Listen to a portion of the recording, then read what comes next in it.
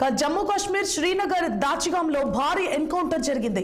పెహల్గాం దాడి కుట్రదారులుగా భావిస్తోన్న ముగ్గురు ఉగ్రవాదులను భారత బలగాలు హతమార్చాయి.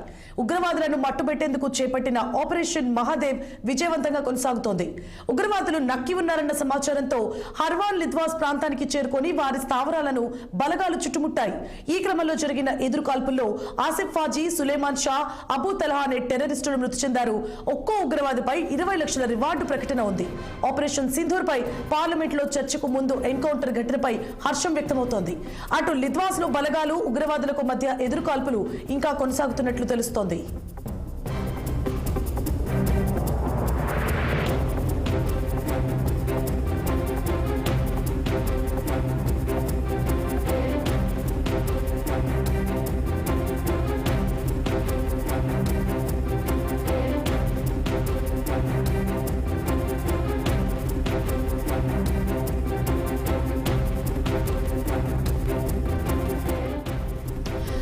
జమ్మూ కాశ్మీర్ శ్రీనగర్ దాచిగాంలో భారీ ఎన్కౌంటర్ చోటు చేసుకుంది.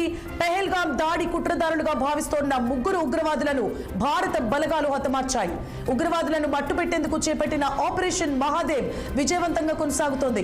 ఉగ్రవాదులు నక్కి ఉన్నారన్న సమాచారంతో హర్వాన్ లిద్వాస్ ప్రాంతానికి చేరుకొని వారి స్థావరాలను బలగాలు చుట్టుముట్టాయి.